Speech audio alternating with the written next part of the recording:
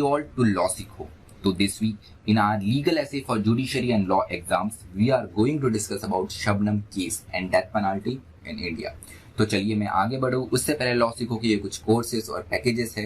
इन्हीं में से एक कोर्स है लॉर्ड ऑफ द कोर्सेज, जो कि हमारी जुडिशरी की प्रिपरेशन के लिए है। तो अगर आप जुडिशरी क्रैक करना चाहते हैं, अगर आप जज बनना चाहते हैं, तो ये कोर्स आपके लिए काफ़ी ज़्यादा हेल्पफुल हो सकता है। लॉ सीखो की वेबसाइट पे जाके आप इस कोर्स का फ्री स्टडी मटेरियल भी डाउनलोड कर सकते हैं, जिससे आपको आइडिया आएगा कि ये कोर्स आपके लिए कितना ज़्यादा हेल्पफुल हो सकता है। तो चलिए आज के टॉपिक पे आते हैं। आज का जो टॉपिक है ये शबनम केस से रिलेटेड है। तो शबनम कौन है?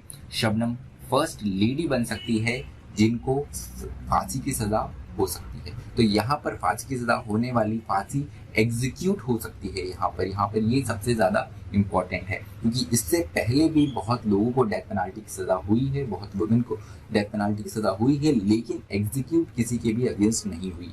तो यहाँ पर ये पहला केस बन सकता है जहाँ पर डेथ पेनाल्टी एग्जीक्यूट हो।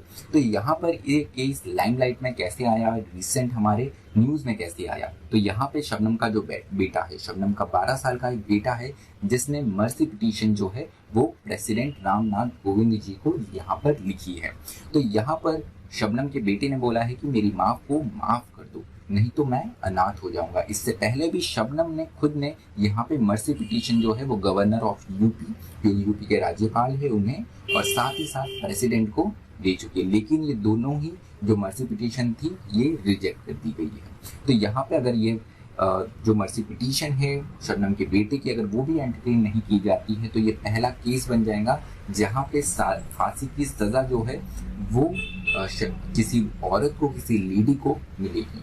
तो यहाँ पर अगर इंडिया में देखें तो केवल एक ही जेल है जहाँ पर फांसी जो है वुमेन को एग्जीक्यूट की जा सकती है, वो जेल है मथुरा जेल। तो ये न्यूज़ में इसीलिए भी आया था क्योंकि हाल ही में दिल्ली में जो फांसी की सज़ा एग्जीक्यूट करता है, जिसे हम जनरल हिंदी में जल्लाद कहते हैं, उसने हाल ही में मथुरा में विजिट किया और वहाँ पर क्या व्यवस्था है वो चेक करी। तो इसके बाद में भी ये काफ़ी न्यूज़ में आया कि शबनम को इतनी जल्दी सज़ा हो जाएगी। तो चलिए केस का थोड़ा बैकग्राउंड देख लेते हैं, ऐसा कौन सा क्राइम किया कि शबनम को फांसी की सजा यहाँ पर हुई है। तो शबनम के बारे में पहले जानते हैं कि शबनम जो है ये पोस्ट ग्रेजुएट थी, वो भी एक नहीं 2 सब्जेक्ट में। शबनम ने इंग्लिश और ज्योग्राफी में पोस्ट ग्रेजुएशन किया है, और वो क्राइम करने के पहले एज अ शिक्षा मित्र वर्क करती थी गवर्नमेंट स्कूल में एज अ टीचर।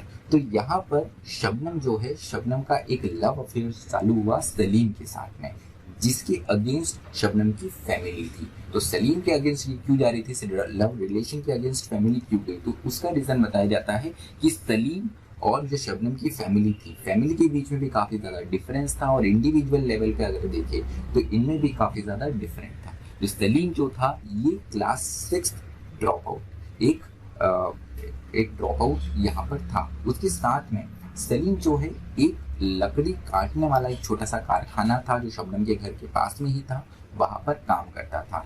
तो यहाँ पर दोनों फैमिली के बीच में भी अगर अंतर देखें तो इनमें सोशली और इकोनॉमिकली काफ़ी ज़्यादा डिफरेंस था। साथ ही साथ जहाँ शबनम पोस्ट ग्रेजुएट कर चुकी थी 2 सब्जेक्ट्स में, वहाँ पे सलीम केवल क्लास 6 ड्रॉप आउट था। इसको देखते हुए जो शबनम की फैमिली थी वो इस रिलेशन के टोटली अगेंस्ट थी। तो यहाँ पर फिर शबनम और सलीम ने क्या करा? शबनम और सलीम ने ये करा कि यहाँ पर शबनम ने उसकी फैमिली को, उनकी फैमिली के जो 6 सदस्य थे, उनको नींद की गोली देकर यहाँ पर सुला दिया। और यहाँ पर नींद की गोली में जब वो गहरी नींद में सो रहे थे, तब सलीम और शबनम ने इन 6 लोगों का गला काट दिया। अब इन 6 लोगों में शबनम के मदर, फादर, शबनम के भाई और उसके साथ में भाभी थी। साथ ही साथ यहाँ पे शबनम का जो 10 साल का नेफ्यू था वो भी यहाँ पर था। इसको देखते हुए, ये इतना जघन्य अपराध था, इतना हीनियस क्राइम देखते हुए यहाँ पर शबनम को डेथ पेनाल्टी दी गई।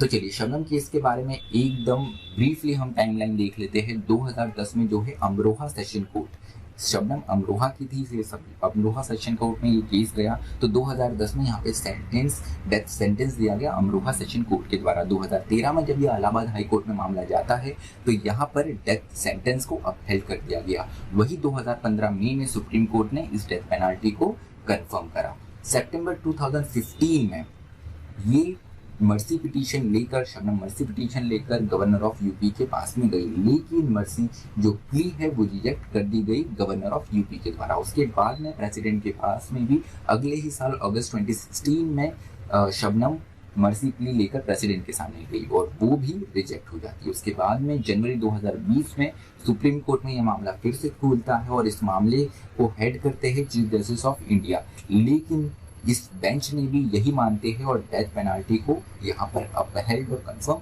करते हैं। तो चलिए भारत में डेथ पेनाल्टी की बात करते हैं। भारत में डेथ पेनाल्टी जो है वो दो तरीके से दी जाती है। हम जब भी डेथ पेनाल्टी की बात करते हैं तो हमको लगता है केवल फांसी की सजा या हैंग करके ही डेथ पेनाल्टी दी जाती है, लेकिन ये जो ऐसी इस प्रकार से ये जो मेथड है डेथ पेनाल्टी की, ये केवल सिविलियन कोर्ट्स के द्वारा दी जाती है। अगर हम मिलिट्री कोर्ट्स की बात करें तो यहाँ पे हैंगिंग और शूटिंग इन दोनों तरीके से डेथ पेनाल्टी दी जा सकती है। उसके बाद में नंबर्स क्या है, डेटा क्या है, उसके बारे में हम थोड़ा सा जानते हैं। तो 1967 की अगर लॉ कमीशन की रिपोर्ट देखें तो उसके अकॉर्डिंग 1954 से 1963 में मतलब 10 साल के टाइम पीरियड में 1400 लोगों को 1400 प्रिजनर्स को फांसी की सजा दी गई। लेकिन वही जब हम दूसरे डेटा को देखते हैं जिसमें धनंजय चटर्जी का जो केस था, यहाँ पे 2004 में डेथ सेंटेंस दिया गया था धनंजय चटर्जी को। तो यहाँ पर जब गवर्नमेंट से पूछा गया था कि अभी तक कितने लोगों को डेथ पेनाल्टी दी गई है, तो उनका बोलना था 2004 तक जब धनंजय चटर्जी को डेथ पेनाल्टी दी गई, यहाँ पर हैंग किया गया, तो ये 55th केस था डेथ एग्जीक्यूशन का आफ्टर 1947, मतलब इंडिपेंडेंस के बाद में 55th ही केस था।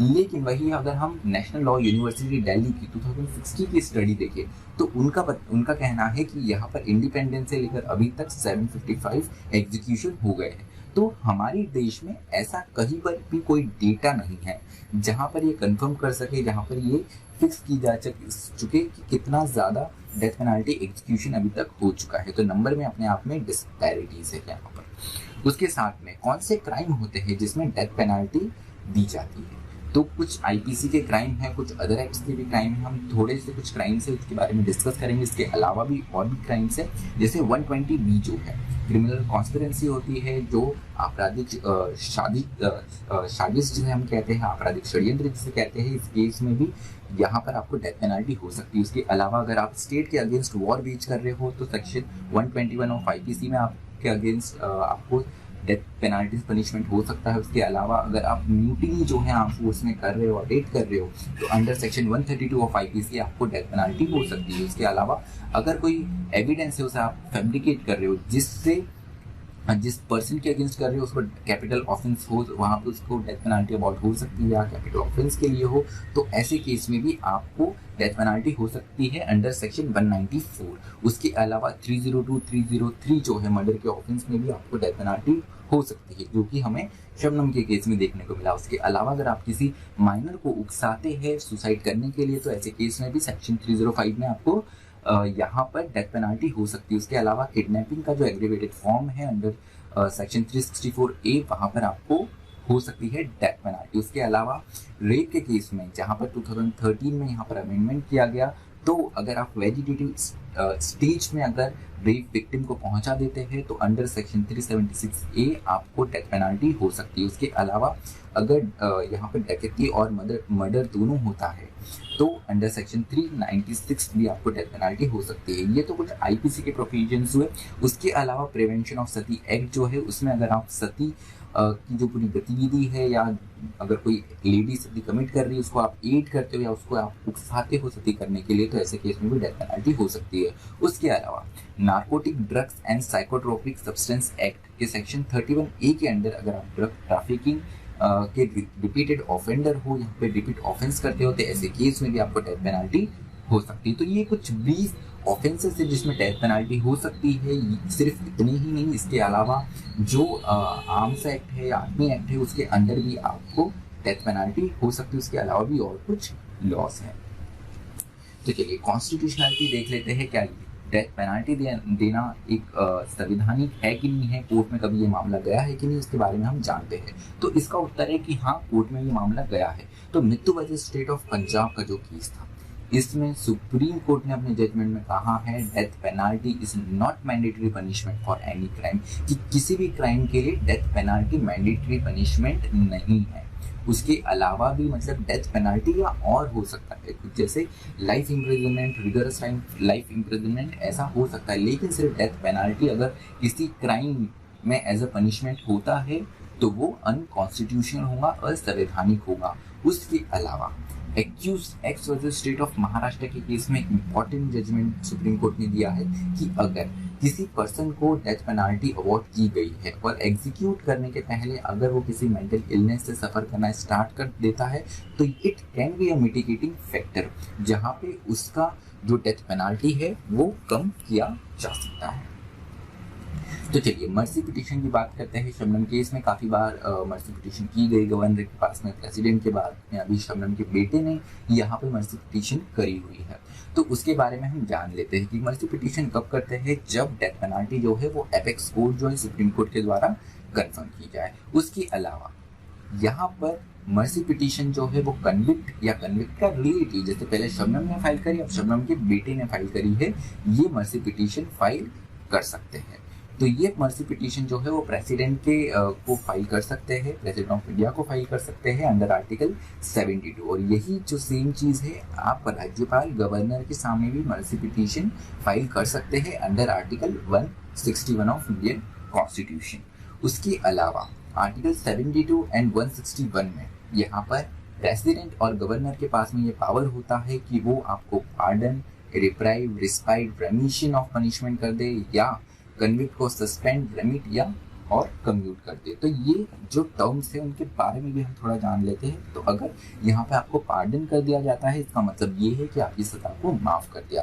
अगर कम्यूट कर दिया जाता है यहाँ पे सज़ा को, मतलब इसका मतलब है आपकी सज़ा को कम किया जा रहा है। मतलब जैसे फॉर एग्जांपल अगर आपको 10 साल का रिगरस पनिशमेंट दिया है तो उसका नेचर चेंज करके सिंपल इम्प्रिजनमेंट किया जा सकता है। अगर आपको डेथ पेनाल्टी दी गई हो तो उसका नेचर चेंज करके उसको इम्प्रिजनमेंट किया जा सकता है। ये होता है कम्यूट। उसके अलावा रेमिशन की अगर हम बात करें जिसमें क्वांटम जो है उसको कम किया जा सकता है, जैसे 10 ईयर का सिंपल इम्प्रिजनमेंट है तो इससे रेमिशन में अगर हम इसको ऐसे समझेंगे कि यहाँ पर 10 साल के पनिशमेंट को अगर 8 साल या 5 साल कर दिया जाता है तो ये होता है रेमिशन।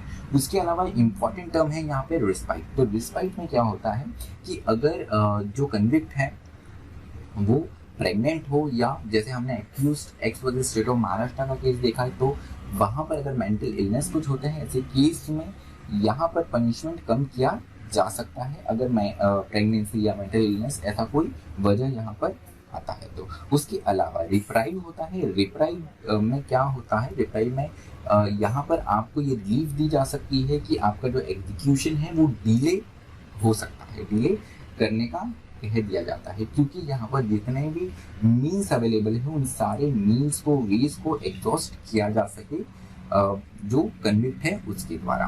तो यहाँ पर जब भी मर्सी पिटीशन प्रेसिडेंट के पास में जाती है इसके पहले मिनिस्ट्री ऑफ होम अफेयर्स जो है गृह मंत्रालय से ये रिव्यू की जाती है और गृह मंत्रालय जो है वो स्टेट जो इन्वॉल्व है उनसे यहाँ पर कंसल्ट भी करता है। जैसे शबनम केस में यूपी या जो स्टेट ऑफ यूपी है ये यहाँ पर प्रोसिक्यूशन है तो यहाँ पर स्टेट ऑफ यूपी से भी जो गृह मंत्रालय है वो कंसल्ट कर सकता है।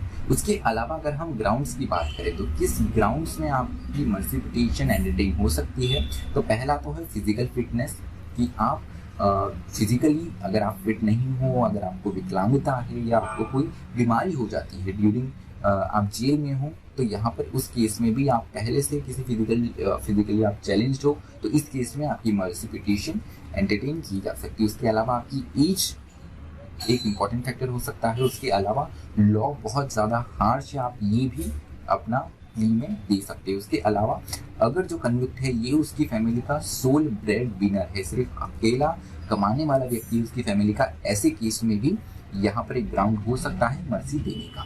तो आर्टिकल 72 में पावर ऑफ पार्डन की फिलॉसफी बताई है, इसका दर्शन बताया है। तो यहाँ पर जो पार्डनिंग पावर है इसे as a act of grace and humanity मतलब दया और मानवता को बढ़ावा देते हुए इसको यहाँ पर एक पावर है प्रेसिडेंट के पास में भी कि वो किसी भी कन्विक्ट को यहाँ पर पार्डन कर सकता है क्योंकि हमारी कंट्री जो है ये सिविलाइज्ड कंट्री है। हम हर मामले में ये नहीं बोल सकते हैं कि अगर आई फॉर आई वाला हम हर जगह ये आर्ग्यूमेंट नहीं दे सकते। इसलिए सिविलाइज सोसाइटी जहाँ पर है, जहाँ पर आप अगर किसी की लाइफ लेते हो तो वो भी केवल एक हद तक ही आप इसको सही कह सकते हैं। लेकिन अगर आप हर केस में अगर आप सबकी लाइफ लेने लग जाए तो हमारी जो प्रिमिटिव सोसाइटी थी उनमें और हम में अभी तक कोई डिफरेंस नहीं दिखेगा। तो चलिए आज का जो हमारा डिस्कशन है वो ये खत्म होता है। लेकिन जैसे मैंने लास्ट वीडियो में एक क्वेश्चन पूछा था कि अंडर विच आर्टिकल, अगर आपने वो वीडियो नहीं देखा है तो बड़ा इंटरेस्टिंग वीडियो है, एंटी डिफेक्शन लॉ में जरूर देखिएगा। तो वहां पर एक क्वेश्चन पूछा था कि अंडर विच लॉ किसी भी मेंबर ऑफ लेजिस्लेटिव असेंबली को या पार्लियामेंट के मेंबर को ये पावर होता है कि वो अपनी पोस्ट से रिजाइन कर सकते हैं, ये किस आर्टिकल में उन्हें राइट मिला है। तो इसका राइट आंसर है आर्टिकल 190 क्लॉज 3। तो चलिए इस वीडियो में आपने कंप्लीट वीडियो देखा तो इस टॉपिक पे भी आपको एक क्वेश्चन है, यहाँ पर इस क्वेश्चन का आंसर आप कमेंट बॉक्स में जरूर लिखिएगा। तो क्वेश्चन ये है कि इंडिपेंडेंट इंडिया में सबसे पहला डेथ पेनाल्टी का एग्जीक्यूशन कब हुआ और ये किसको सजा दी गई। जो भी आपको आंसर हो कमेंट बॉक्स में जरूर लिखिएगा। तो चलिए, thank you so much for listening me, stay tuned to law Seiko.